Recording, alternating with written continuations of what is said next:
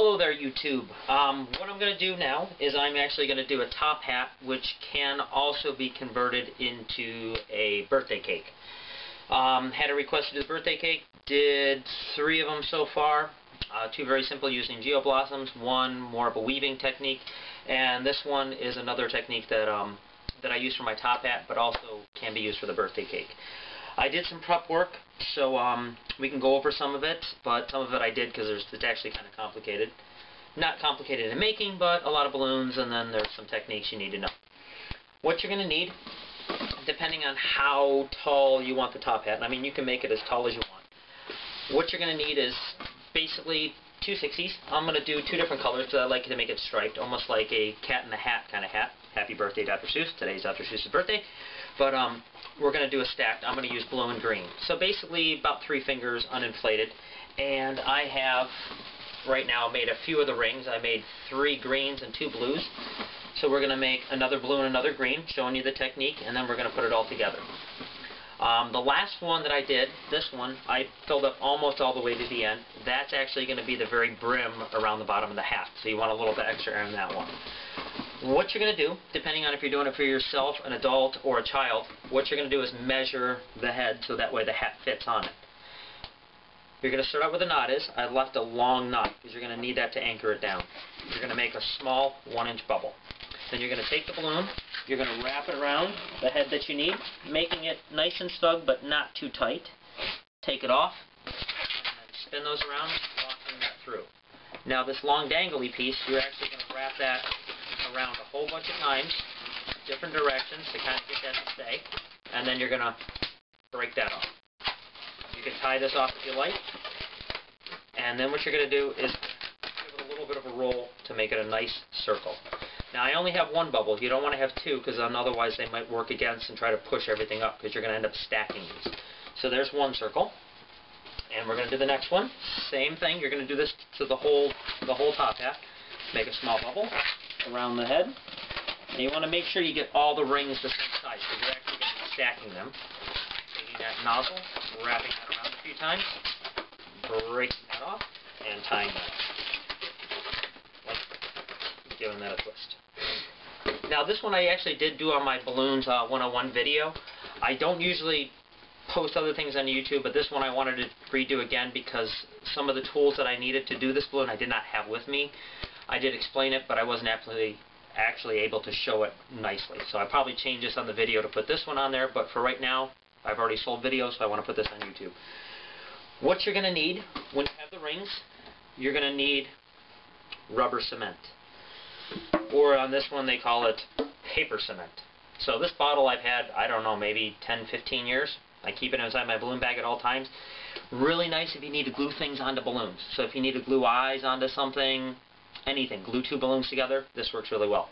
The only problem is if you have 2 balloons that are glued together and you pull on them at all, like if we do make the hat, if you stretch the hat, if 1 balloon pops, it could pop the whole thing because one's glued to the next one and it's like a domino effect.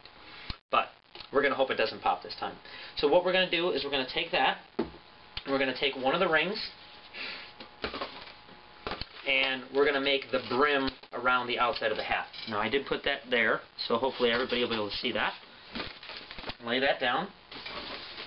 Take these, set these over here. Take this one. Now, we can't go around the head because we need to go around the balloon.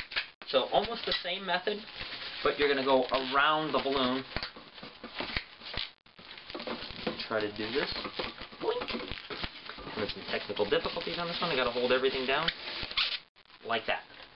So once you size it up, you can kind of take it off, spin that around, doing the same technique, wrapping that knot, breaking off that excess.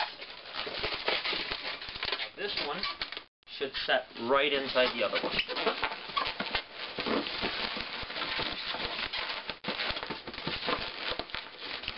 Like such. Now, as long as I keep this down, and usually I'll do this if I'm doing it at a restaurant, I'll go to a spare table. Okay, we'll try that again. I'm going to set that one right inside of there. Okay. And then with the rubber cement actually does come with a little paintbrush, a little brush there, so you can brush the cement on, take off some of the excess. And what I do is I actually just dip it right along there at quite a few different points to get some of the glue in there. and that'll actually glue these two balloons together. Like that. So now we have the first part of our hat. Now, what we're going to do is the green one, we're actually going to take the rubber cement and put a little bit of rubber cement, just dab it all the way around the green balloon. So I've got rubber cement all the way around there. And then we're just going to do a stacking method. We're going to stack that one on top. We're going to do the next one. Dab rubber cement all the way around. Take the next color. Set that one on top. And then it's just a matter of just going through and stacking the whole thing. All the way around. Stack that one. Again.